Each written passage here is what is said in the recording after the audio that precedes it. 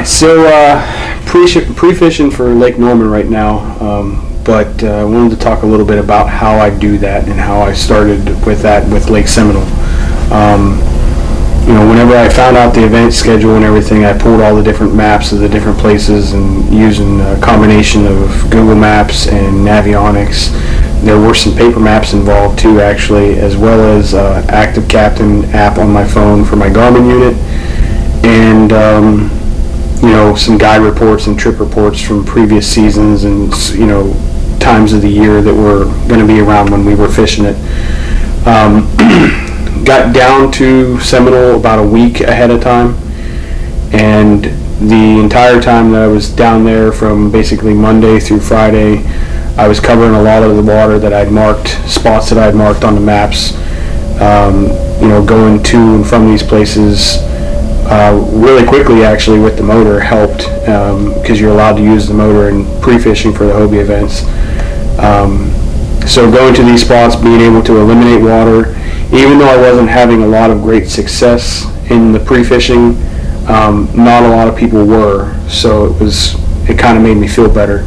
I was able to go up into the Flint River, which is where I fished on tournament day, and using the motor to motor way upriver, getting up as far as I could, finding eddies and finding fish in them was a huge confidence builder for me, because it allowed me, earlier in the week I was able to eliminate water by using the motor and covering the lake and finding places where I wasn't catching fish. And then, later, towards the later half of the week, I was able to actually use the motor to catch fish, which helped build my confidence up. We're out here at our first stop at Lake Norman. We only got one day here this weekend, so we're using the motors to our advantage to be able to cover water and get to different spots. A couple years ago, motors were pretty controversial in that, people didn't think they should be allowed. But now with organizations like BASS and KBF both allowing them, they're becoming a lot more accepted. And then even Hobie allows you to use them during pre-fishing, like in this case. So it really gives the average kayaker that can't afford a bass boat or that doesn't have the room for a bass boat, it gives them that ability to cover that water just like somebody who owns a bass boat could do, getting the spots. Right now, I'm setting up my live scope so I can look at, see what's out here in front of me, see if there's any active fish moving around. My live scope's already down here in the water. The transducer is on right now, and it's going to take basically a live image of what's in front of me, and there's fish. That's a little school bait fish right there on the screen. You can see them. They're kind of dissipating as we move, but just a tiny little school bait fish. And ideally, that's what we're looking for when we get into the backs of these creeks, because if you can find that, there's probably bass going to be really, really close to it. So you can see them now. They're kind of spreading out and they're basically right underneath the kayak right now. We're about to pass over top of them. Yeah, so they were like right down there. Now, if you look, actually, on that live scope, you can see these lines right here. It's that dock. So, and the way I set mine up is, I've seen some guys have them on a 360 thing where you can like turn them on a PVC pipe, but since I fish a lot of current, what I was finding is that it was turning the PVC pipe, the current was turning the PVC pipe, so I put mine on a ram ball, and then I have 180 degrees of coverage with it. But primarily I normally keep it in front of me because that's where I normally cast. I don't normally fish off the sides of my boat.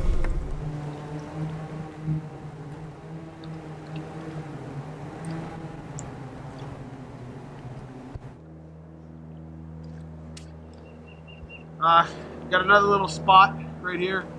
This has been about the average size today. I'm gonna guess and say probably somewhere around 14 inches maybe. Almost 15. Little 15-inch spot. Caught it on a jackhammer. So caught it on a jackhammer, and this bait, it makes you a better fisherman.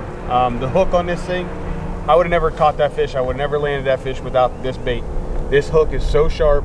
I had such a crappy hook set because basically like a mush mouth bite. I didn't even know the fish was on there, and this thing basically set itself. I mean, this bait, it's ridiculous.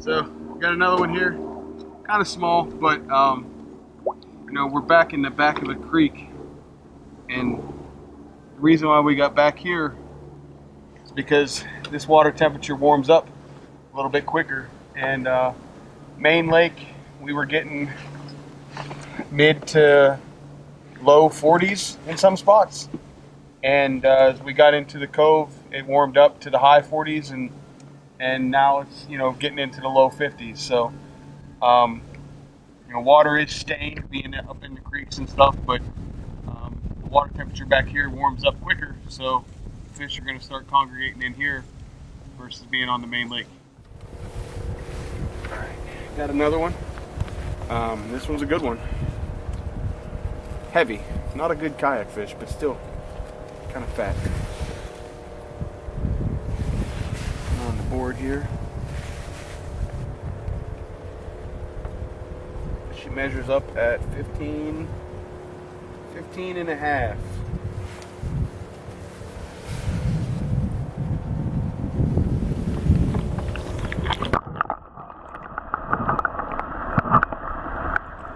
We got a pretty good pattern going on in this one area. Right now we're going to motor off to another area, and you know, relatively close, but we're going to try to develop another pattern in an adjacent area. That way there's kind of like a fallback plan. You know, mind you, this is 2 weeks out, 2.5 weeks out, so a lot of this could change. But being here today, cruising around, going to these different spots, is really going to help me narrow down what I'm going to have to do in 2 or 3 days that I have here right before the tournament.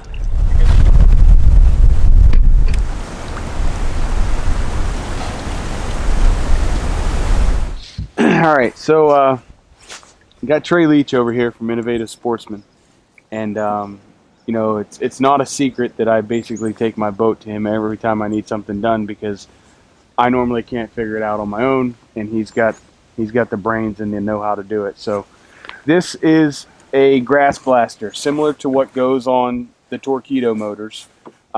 Trey puts them on his rock guards, and I put this on for Lake Seminole to take it down and test it out. And basically, whenever this goes around, you know, the pedals go around in a circle, anything that gets caught on the blades will basically hit that blade and cut off. As with any product, there's limitations. And the first day at Seminole, I took it out to probably the thickest grass I could take it to, and I made it about 5 feet into it, and then I had to figure it out. But that was the thickest grass that I could find. I wanted to put it to the test, and what I was trying to figure out was, is it going to shift? Is it going to turn? Is it going to, when it gets locked up, is it going to, you know, is it going to fail? It did not. You know, whenever I did get into grass that wasn't as thick, it did chop it off really well, just like with the grass blaster on the Torpedo. So, but Trey's done, I mean, he made my transducer mount, he made my rock guard for my Torpedo, which is up. He also, you know, he basically did everything for me. What else did you do? We made a plate for your Predator 13. Yeah, we did the plate for both.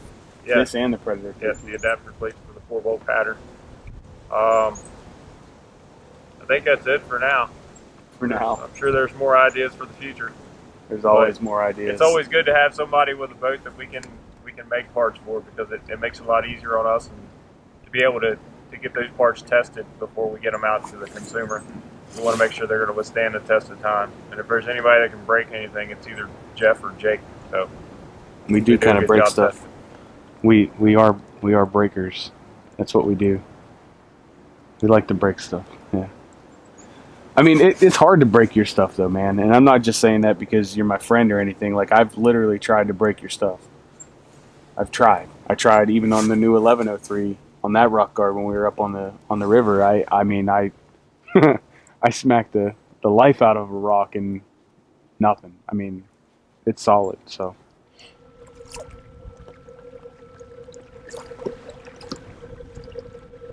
Well, got about a 6.5 hour drive home.